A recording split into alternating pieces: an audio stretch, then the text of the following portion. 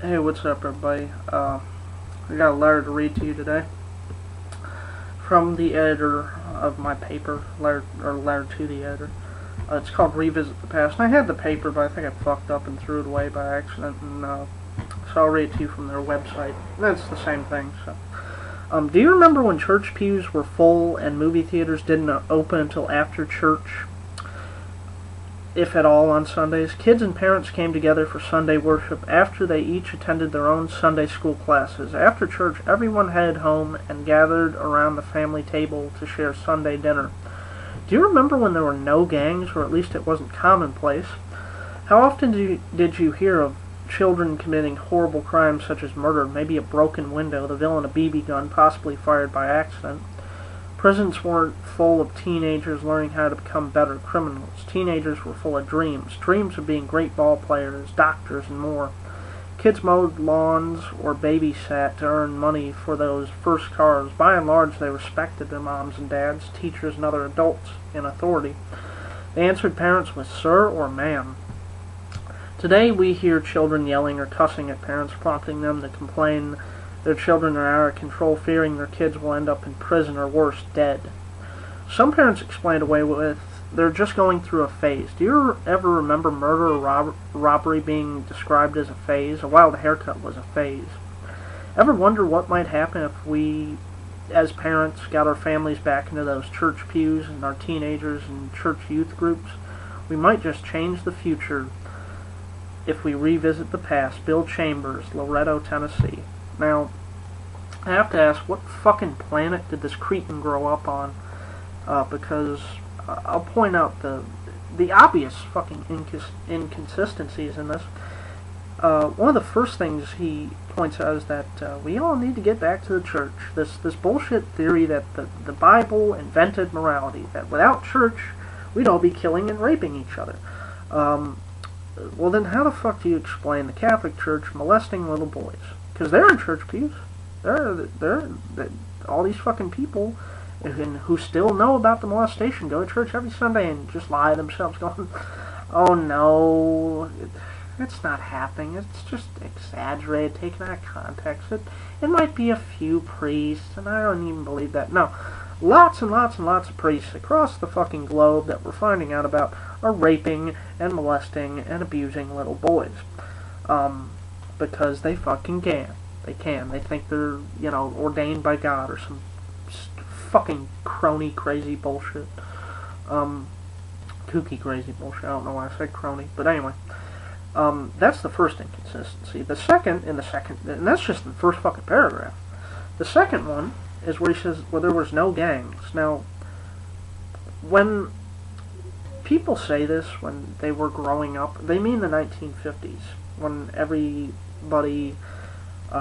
where everything appeared normal, it appeared like the Andy Griffith Show. Everybody took care of their kids and whatnot and everything. But there was this undercurrent of the father beating the shit out of his wife and his kids, and he was an alcoholic, and the mom was popping fucking pills, because everybody was doing it, The girlfriends got together, oh, I'll give you a pain pill or two or some shit. And the kid grew up to be psychologically disturbed and repeated a fucking pattern of, for a while he became a hippie until he discovered coke. And today that guy's a Wall Street banker. So he just became a criminal like his father in a different way. What's funny is that they say this shit that there were no gangs. And he means they always mean the 1950s. So, in the 1950s, let's see if I can remember where there were gangs. Oh, yeah, that's right. There were gangs in the 1950s. We had, the Mafia, the fucking KKK, the neo-Nazis were just starting to come around. Fucking the police force beating the shit out of and killing blacks, basically working alongside the KKK. The military, always been a fucking gang. If you break down the military's not out there helping people and liberating countries. They're fucking hired killers, alright? That's what they are. Always have been, always will be. So that's the second inconsistency. Now, I will grant him in the third paragraph. Now, that's just through 2 paragraphs, and I've fucking tore this dude apart. In the third paragraph, he says, "Did you ever hear of, children committing murder and robbery and whatnot?" Well, gee, kids, fucking, not exactly kids, but young men, maybe in their 20s and whatnot, committed violent acts of murder and robbery. Again, the mafia, the KKK, the father's already in the KKK, so he's like, "Oh, come with me, son, we'll go lynch some black people, Oh, but I forgot to this dude, in the great progressive state of Laredo, Tennessee, black people aren't really people, I mean, technically they're human, but they're not really people, right? I don't know if you know this, but in Laredo, Tennessee, I looked up some facts about it, and this is true in most of Mississippi. This is like this, and in some parts of Georgia. Did you know they have segregated cemeteries in Laredo, Tennessee? Because I wanted to see just what type of fucking skewed reality this dude lived in.